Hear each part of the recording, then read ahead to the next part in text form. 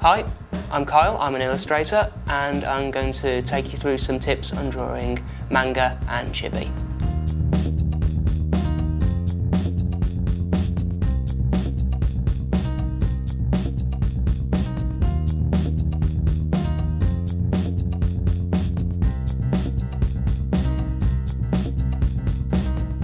Okay, I'm going to show you some how to draw manga tutorials, and I'm going to show you how to draw a character in motion.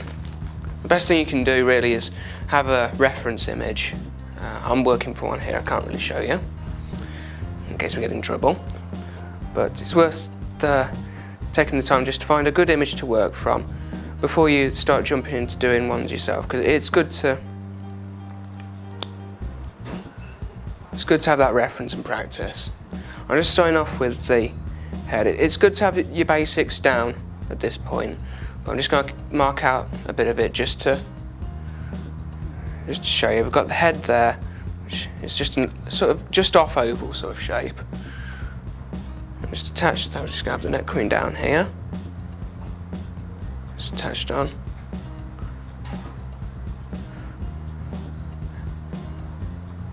I'm drawing a character just jumping with the arms up, all happy in that at this point. Just to let you know where it's going. So just got the shoulders there.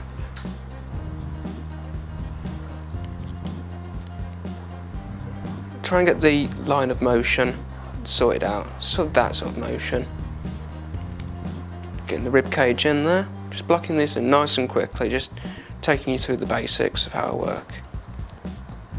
If you're doing a female character as I am, the hip's going to be wider than the shoulder. And there's the leg coming out and just the back. It's going to be a real test because it's not just a flat, stiff body you're drawing just stood there. You're actually having to think about foreshortening, which is quite a tough skill to get down. You have to think about what position you're seeing the head and the face from, and how that makes it fall. Okay, so we've got the basic skeleton mapped out. Now I'm just going to start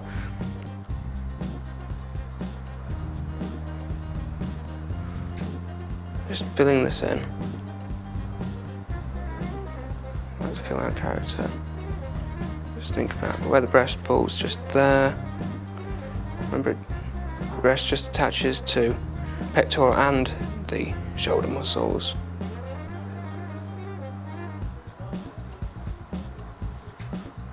The front of the thigh curves that way. Female characters, there's a lot more sort of glowing lines, curves, things like that.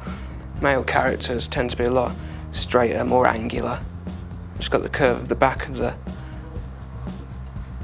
the calf there, which is even more curved because the muscles tense for that part of the jump because the legs up that way. Most of that's hidden there.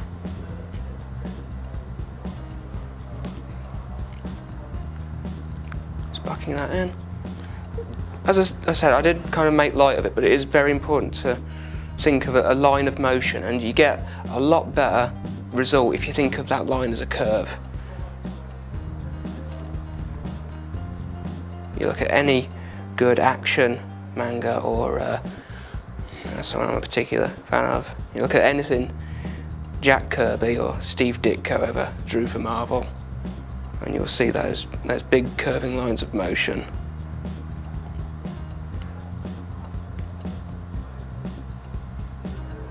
Just have that hand going out there, just quickly drawing the fingers.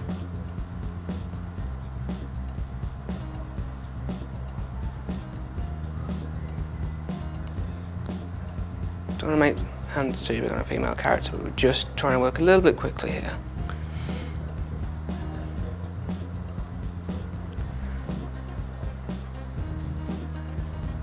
Just blocking the foot there. Bring that in. I'll just draw the basics of the face just to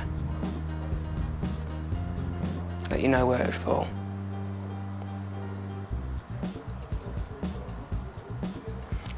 One thing to remember with motion as well is just think about how hair goes as well. So she's just on the way back down from her jump, and the hair's just being buffeted up a little bit by the air pressure. Sorry, air resistance is the one. Thankfully, I don't think my science teacher will ever be watching this video.